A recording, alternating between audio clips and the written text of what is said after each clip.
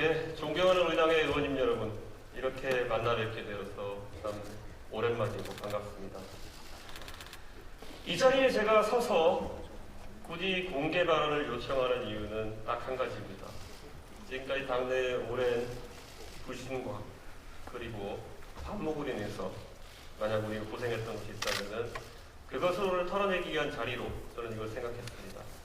그렇기 때문에 저는 이 발언이 가장 많은 분들에게 들리길 바랬고 무엇보다도 가장 내용 그대로 전달되기를 바랬습니다. 그만큼 오늘의 저희의 논의는 중요한 것이고 정권 창출을 바라는, 정권 교체를 바라는 많은 국민들에게 있어서 중요한 분수령이 될 것이라는 개인적인 확신이 있었습니다. 저는 제가 선거라는 것에 있어서 선거 중독자가 아닌가 싶을 정도로 항상 무한한 감정이입을 합니다. 2021년은 저 같은 선거 중독자에게 매우 신나는 환경이었습니다. 어느 누구도 예측하지 못했던 오세훈 서울시장의 경선 승리로 시작되어서 단일화 승리, 본선 승리, 그리고 그 영광과 변화의 과정은 저에게 만 36세의 당대표가 되는 그런 영광을 안겨주었습니다. 저는 그런데 그것이 제 개인의 노력보다도 우리 당원들과 또 우리 의원님들의 집합적인 판단의 결과라고 생각을 했습니다. 우리 당이 최종적으로 그 연이은 선거의 최종 도전 과제인 대선 승리를 위해서 역사에 없는 선택을 한 것이라고 저는 알고 있습니다. 그래서 저는 당선된 뒤부터 저와 함께 일을 하신 모든 의원님들이 알고 계시겠지만 정권 창출에 도움이 되는 많은 준비 과정을 진행해 왔습니다. 초기에 저와 함께 같이 일정을 했던 분들은 어떻게 매일매일 당대표가 지방을 다니고 하면서 당원을 모으고 하는 과정을 지속할 수 있겠냐며 우려를 나타내게 됐습니다. 너무 일정이 빡빡해서. 서범수 의원님 병났습니다, 그때. 저 기억합니다. 그 과정을 겪어가지고 경선에 돌입했습니다. 이낙연 대 이재명이라는 빅매치라고 홍보하던 민주당에 비해서 우리 당의 경선은 훌륭하신 대선주자들이 조기에 입당하고 그리고 아주 공정하고 아주 치열한 경선을 통해서 훌륭한 후보자를 선출하는 것으로 잘 마무리되었습니다.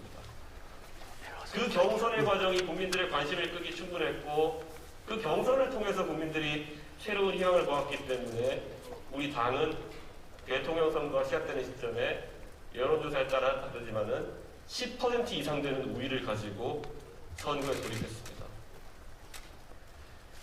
그런데 냉정하게도 저희의 오늘의 현실을 되짚어보면은 저희는 10% 차로 뒤지는 여론조사를 곳곳에서 경험하고 있습니다.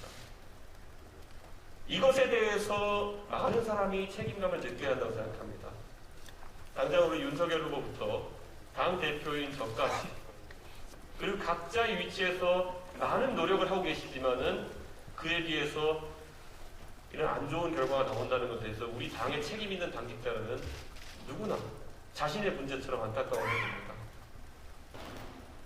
그런데 그에 비해서 지난 한 달 우리의 하락세 기간 동안 우리의 대처는 너무 소극적이었습니다.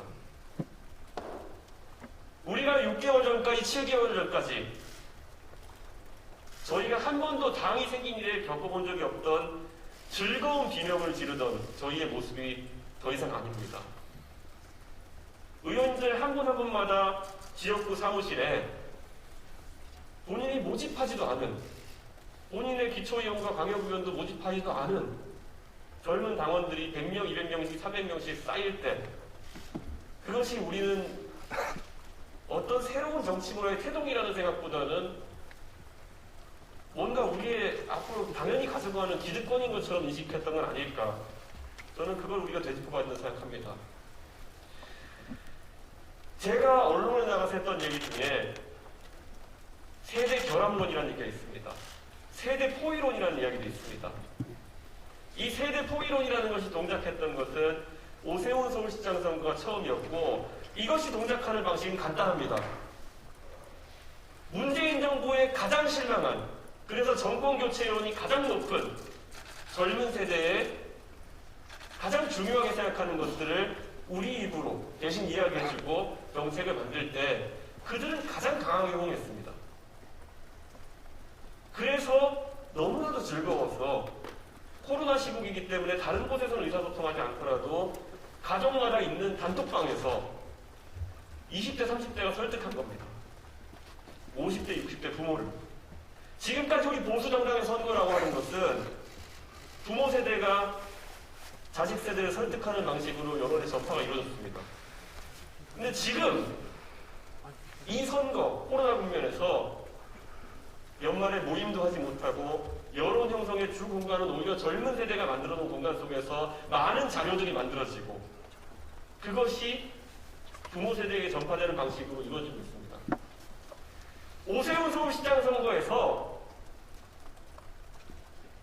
민주당이 말도 안 되는 생태탕 의혹을 막아냈던 것은 자신들의 선거라고 그걸 생각했기 때문에 열심히 자료를 찾아서 반박 자료를 만들고 인터넷상에 뿌리고 가족 단톡방에 그것을 뿌렸던 젊은 세대의 네거티브 대응이었습니다. 우리가 지금 반성해야 될 지점, 그리고 우리가 지금 선거에서 뼈아프게 느끼는 지점은 우리를 위해서 많은 자료를 만들어주고 방어해주고 온라인상에서 여론전을 펼쳐주던 젊은 세대가 왜 일순간에 실망해서 오히려 가족 단톡방에서 우리를 저주하는 이야기를 부모에게 전파하고 있느냐, 이 현실을 받아들여야 되는 겁니다. 저희는 여당에 비해서 조직도 약합니다. 이미 지방 조직과 관변단체를 상당수 장악한 민주당에 비해서 우리가 기댈 것이라고는 자발적인 젊은 세대의 참여의 문화입니다. 아시는 분은 아시겠지만은 이번 선거에서 저는 당연히 서울시장 선거와 전당대회에서의 그 파도가 민주당을 집어삼킬 것이라 예상하고 그 파도를 타기 위한 체계적인 준비를 해왔습니다. 지난 서울시장 선거에서 위력을 발휘했던 유세차는 아예 이제 앱으로 준비되어가지고 국민 누구나 신청하는 사람이 유세차에 올라갈 수 있도록 설계를 해놨습니다. 그런데 그것을 지금 저희가 오픈할 수 있을지가 전 궁금합니다. 정말 자신의 희망을 얘기하던 젊은 세대가 그 앱을 통해서 참여할 것 신청하지 않았을 때 그 공간을 내우러 들어올 유세차 연설자는 아마 우리가 지난 30-40년 동안 우리 보수정당의 유세차에서 봐왔던 그런 모습일 겁니다. 저는 굉장한 위기감을 느낍니다. 왜냐? 제가 이것을 계속 준비해왔기 때문에 이 계획이 실현되지 않았을 때 우리는 무엇을 가지고 선거를 치르냐에 대해서 굉장한 절박한 마음이 있습니다. 그런데 이 위기의식에 대해 가지고 우리는 하루하루 잃고 있습니다. 표를. 지금 우리 후보에게서 이탈한 표의 대부분은 2030, 40표인 걸 알 겁니다. 혹자는 이렇게 얘기할지 모릅니다. 이준석이 2030을 입질 삼아가지고 본인의 정치적 목표를 실현한다고요. 지방선거에서 이준석이 득세하기 위해서 이런 난동을 부리고 있다고 표현하는 유튜브들에게 제가 반박하겠습니다. 저를 가까이서 보신 분은 아실 겁니다. 조강특위에 참여해주신 모든 분은 아실 겁니다. 저와 함께 인사과정에 참여해주신 모든 분은 아실 겁니다. 제가 단 한 번이라도 제가 경선이 아닌 방식으로 사람을 꽂아놓은 적이 있습니까? 제가 당대표로서 행사할 수 있는 인사권을 제가 공정하지 않은 방식으로 행사한 적이 있습니까? 제가 지방선거에 대해서 시험을 치겠다는 것이 어떻게 제 사람을 꽂아놓고 지방선거를 장악하겠다는 얘기겠습니까?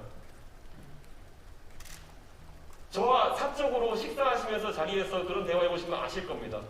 인구 1% 이상인 지역에는 경선을 했으면 좋겠다라는 제 발언이 제 사람을 꽂아놓겠다는 방식이겠습니까? 오늘 선거와 관계없는 것처럼 보이지만은 이런 지리한 얘기 제가 할 수밖에 없는 것은 다 아실 것이기 때문입니다. 당대표 이준석이 된 뒤에 경선 승리, 경선, 공정한 경선, 그리고 대선 승리를 위해서 준비했던 과정, 그거 다 아실 겁니다. 그리고 저는 그래서 오늘도 다시 한번 의원님들께 말씀드리고자 하는 겁니다. 저는 제가 3주 전에 상임선대위원장직을 던지면서 제 나름대로는 깔끔하게 던졌다고 생각했습니다. 그때 용어를 살펴보면 이렇게 제가 이야기했습니다. 제가 홍보를 위해서 준비했던 많은 전략들, 저한테는 밤새가면서 준비했던 것들입니다. 그걸 계승하셔도 좋고 안 해도 좋다. 2030을 중심으로 한 선거 전략, 세대 포위론, 세대 결합론이라는 것 더 이상 그거 부담 느끼지 않으셔도 된다. 제가 사라지면서 같이 사라져도 된다. 대신 그러면은 그것을 대체할 대전략을 마련해 달라고 말씀드렸습니다. 영호당 화합론도 됩니다. 우리 당의 존경하는 이용호 의원님 들어오시면서 그리고 정운천 의원님의 각고의 노력으로 인해서 어느 때보다 더 호남에서의 커진 당세를 보유하고 있습니다. 그것이 우리의 전략입니까? 저는 그것도 가능하다 봅니다. 하지만 지난 3주 동안 제가 가장 안타깝게 생각했던 것은 제 스스로의 책임이 가장 큽니다. 저는 제가 깔끔하게 상임선대위원장에서 물러나고 밖에서 선대위 개편 이야기만 하면은 저는 당연히 저 없이도 어떤 새로운 방향성이 설정되고 다 같이 노력할 수 있고 저는 당대표로서의 직무를 수행하면서 지원할 수 있을 거라 생각했습니다. 그런데 만약에 제 그 예상이 틀렸다면은 오늘 이 자리에서 의원님들께 제 책임을 방기한 것에 대해서 사과드리겠습니다. 하지만 거꾸로 제가 묻고 싶은 것은 지난 2주간에, 지난 3주간에 이준석 대책위원회라고 제가 도서적으로 표현한 그 활동 또한 옳은 건 아니었습니다. 저는 제가 말을 뒤집은 적이 없습니다. 저는 당대표로서 제 직무에 충실할 것이고 저는 이런 생각도 했습니다. 오히려 제가 계급장을 내려놓고 당대표지만은 정말 한 논객으로 돌아가가지고 우리 후보의 당선을 위해 가지고 하루에 방송을 10개 띄워도 행복하다는 생각을 했습니다. 그 고민을 하고 있는 와중에 저한테 복귀 요청이 많이 들어오셨죠. 선대위 복귀 요청. 저는 선대위 복귀할 수도 있었습니다.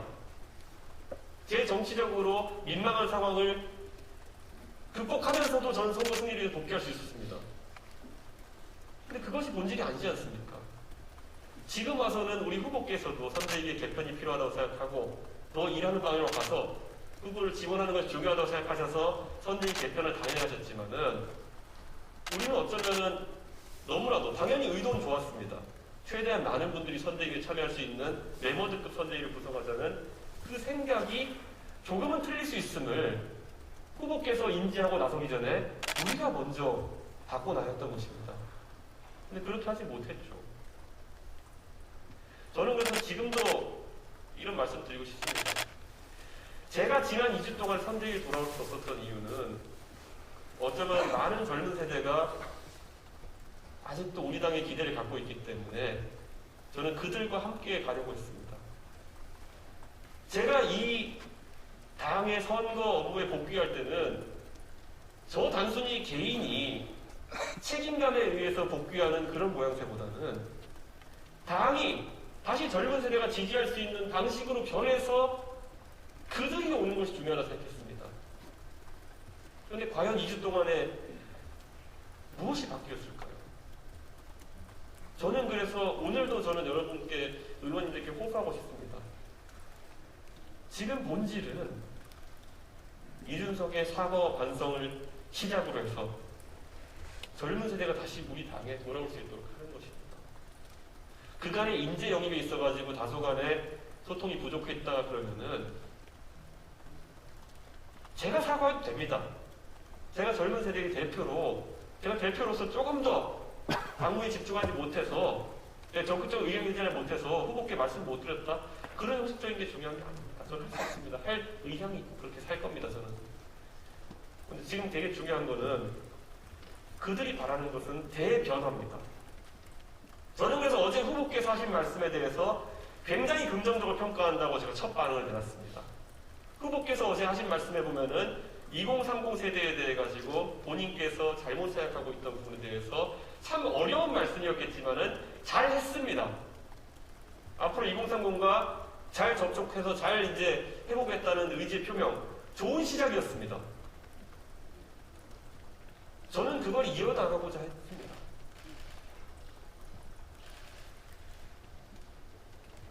제가 언론에다가 당 안의 일을 밖에 말한다고 지적하는 분들은 많은데 저는 결코 당 안의 일을 밖에다 이야기하지 않습니다. 이게 원래 그런 말을 많이 듣다 보면 진짜 그런가 보다 싶은 경우가 있는데 진짜 이준석이 밖에 나가서 한 말이 뭔지를 다 열거 해놓고 어디서 정리해봤습니다. 신문기사 제목들 전부 다. 이준석이 선대위를 개혁하라 라는 말 외에 언론에 나가서 당 안의 일을 이야기한 바가 없습니다. 제가 우리 후보에게 제발, 우리 후보는 정치 신인이기 때문에 국민에게 가장 낮은 자세로 갈 수 있도록 지하철 인사를 좀 해보자라는 제안 제가 6번 하는 동안 단 한 번도 언론에 얘기 안 했습니다. 어제 공교롭게도 제가 어제 후보께서 그런 자세를 밝히셨기 때문에 한번 해보자고 제가 공개 제안을 하고 그리고 그것을 효과를 극대화하기 위해서 제가 마케팅 용어를 쓴 겁니다. 마침 권영세 선대위 본부장께서 오셨기 때문에 권영세 의원님께서 지금까지 풀리지 않았던 문제를 풀 수 있는지 연습 문제라고 제가 입살스럽게 표현했습니다. 그 표현이 불편하셨다면 정말 죄송합니다. 아닙니다. 그건 정말 그 표현이 불편해서 죄송하지만요. 제가 이렇게 말씀드리겠습니다. 잠깐 조용. 그 표현이 불편하셨으면 불편하다고 말씀하시면 됩니다. 그런데 그거는 비난 주문이와 같은 용어입니다. 기분이 나쁘실 수 있겠지만은 만약에 그것대로 이루어졌다고 한다면은 언론의 관심도가 높은 상황에서 후보와 저와의 공동 선거운동하는 모습이 보일 수 있었을 것입니다. 그러면 이제 제 의도를 아실 것입니다. 제 의도대로 만약에 들리지 않았다면은 그것은 제가 표현을 정확하게 고르지 못한 불찰일 것입니다. 그런데 제 의도가 나쁜 곳에 있다 생각하시는 것은 제 입장에서도 당황스럽습니다. 지금부터도 저는 마찬가지입니다. 우리 후보가 다시 한번 국민의 절대적인 사랑을 받고 지금보다 더 넓은 지지층 구축하기 위해서는 저는 언론에 관심이 주목되는 많은 파격적인 변화가 있어야 된다고 생각합니다. 그 파격적인 변화는 오히려 후보께서 본인의 변화를 만들어내는 그런 걸 이야기하기에는 너무 가혹합니다. 그리고 후보는 그런 존재가 되어서는 안 됩니다. 후보는 항상 우리 당의 최고 지도자로서 주변 사람이 만들어준 분위기 속에서 가장 옳은 선택을 할 수 있도록 우리가 여러 개의 판을 펼쳐야 되는 겁니다. 오늘도 저한테 만약 그런 판을 설계하고 준비하라고 한다면 저는 할 수 있습니다.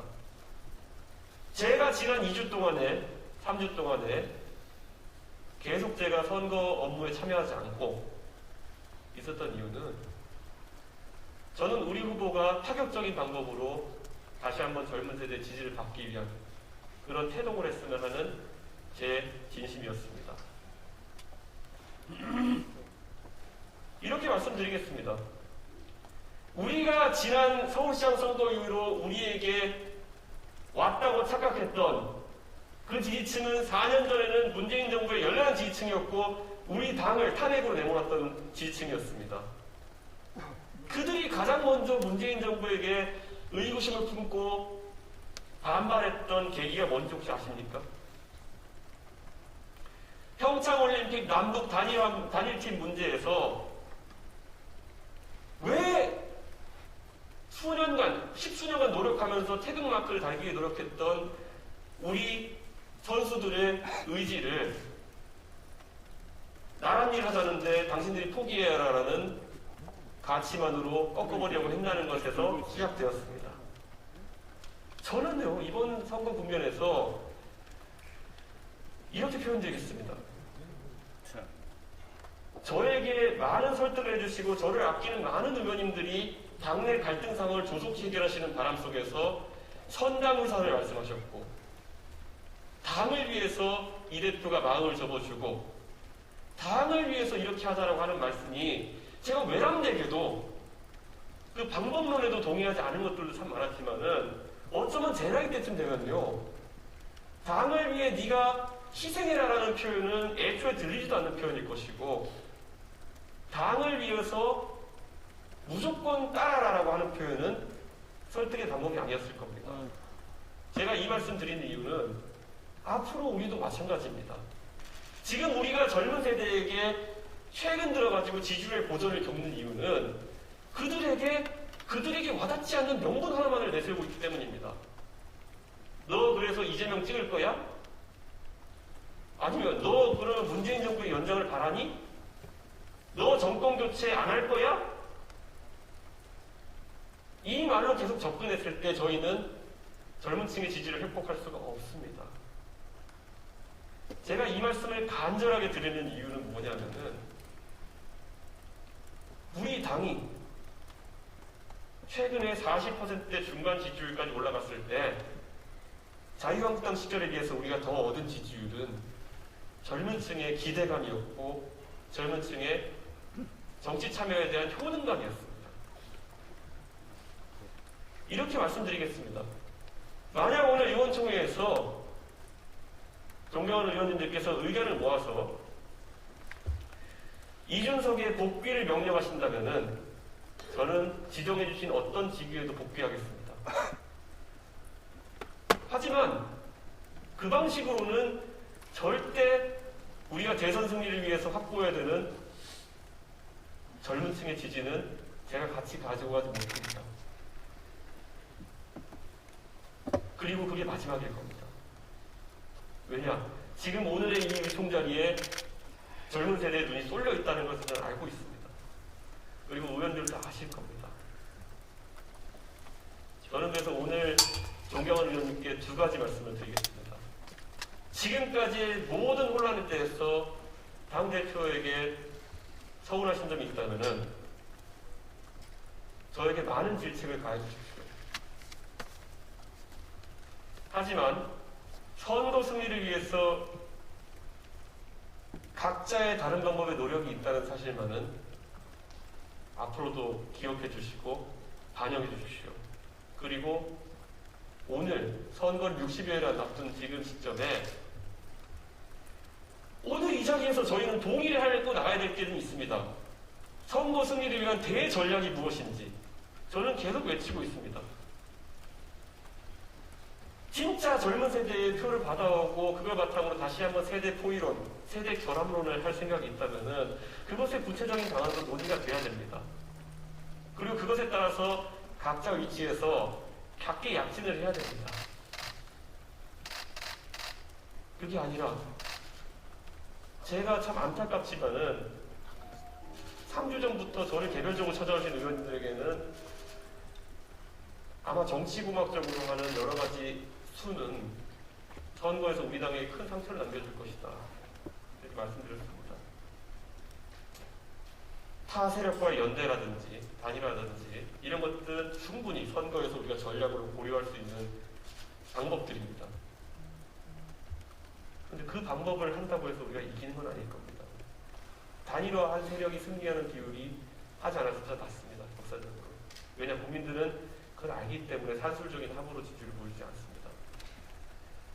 저는 단일화를 해도, 연대를 해도 그 전에 우리가 굳건한 주체로서 과거의 영광을 찾았을 때 해야 되는 것이고, 그걸 위해서 어차피 선결돼야 되는 노력이 우리 젊은 지지층의 회복이다. 이렇게 생각합니다. 저는 그리고 자신이 있습니다.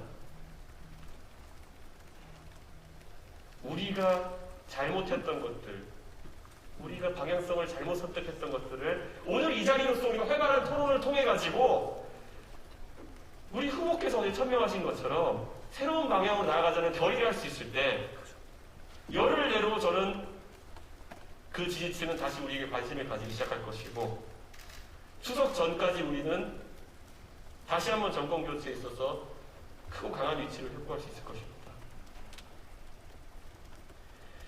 저는 그래서 오늘 이 자리에서 활발한 토론이 있길 기대하고 제가 싸우자는 것은 절대 아닐 건 아십니다. 아실 것입니다. 제가 오늘 만약 당의 불화를 만들어내고 제 항변을 하고 당에 대한 제 불만을 이야기하고 의원님들에 대한 불만을 이야기하는 자리를 가지려는 의도가 조금이라도 있었다면 저는 이미 오후 2시, 3시쯤에 기자회견을 잡았을 겁니다. 근데 그런 의도가 1도 없고 저는 오로지 대선 승리를 위해서 많은 이야기를 하고 싶은 생각에 이 공개 발언 자리를 요청했습니다. 저는 간곡하게 부탁드립니다. 여기 계신 많은 분들, 의원님들 19대 때, 20대 때 정말 그 어려운 과정을 겪으시면서 참 여당 생활하면서 힘드셨고 야당 생활하면서도 힘드셨습니다. 21대 국회 더 어려운 지금 의정을 떠오고 계시지만은 그렇기 때문에 저 이준석보다 훨씬 더 정권 교체를 바라고 계시고 더 절박하기 때문에 이런 오해가 오늘의 이런 자리까지 만들었다고 생각합니다. 그렇기 때문에 참 죄송스럽고 하지만 한 가지 말씀드릴 것은 그만큼 우리가 바뀌어야 됩니다. 그리고 이준석이 바뀌어야 될 게 있으면 말씀해 주십시오. 다 따르겠습니다. 하지만 그 전에 당이 바뀌어야 될 게 있으면 바뀌자는 이야기도 해주시고 혹시라도 후보에게 용감한 제언을 할 것이 있으면 그 제언을 해주시고 그리고 승리를 위해서 같이 싸워주십시오. 지지층과 싸우지 말고 이준석과 싸우지 말고 후보자와 싸우지 말고 우리의 안 좋은 모습과 싸워주십시오. 저는 당대표로서 이번 대선에서 승리한다면 저는 여한이 없겠습니다. 하지만 이번 대선에서 우리가 승리하지 못한다면 저는 여한이 많을 것입니다. 여기 계신 의원님들 한 분 한 분 다 이제 우리가 선거를 치면은 당이 해체된다는 생각으로 오직 그것만 생각해 주십시오. 저는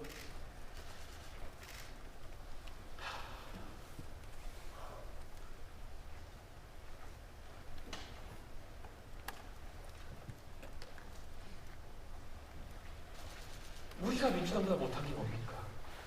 이재명이 탈모 공약 만들었다고 해서 뭐 대단합니까? 그거 이미 예전에 하태경 의원이 다 고민하시던 건데 우리는 조금 더 국민을 생각하고 현실적이기 때문에 내지 못했던 겁니다. 이종석 의원님 오셨나?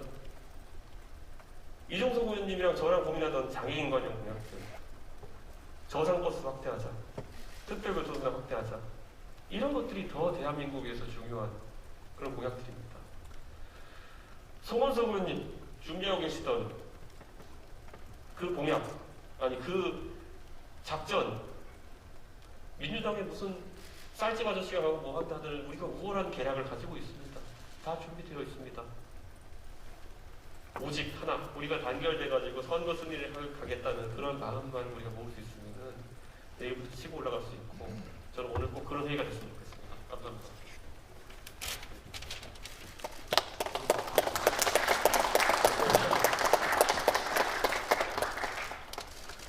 네, 다음 순서부터는 비공개로 진행하도록 하겠습니다. 그런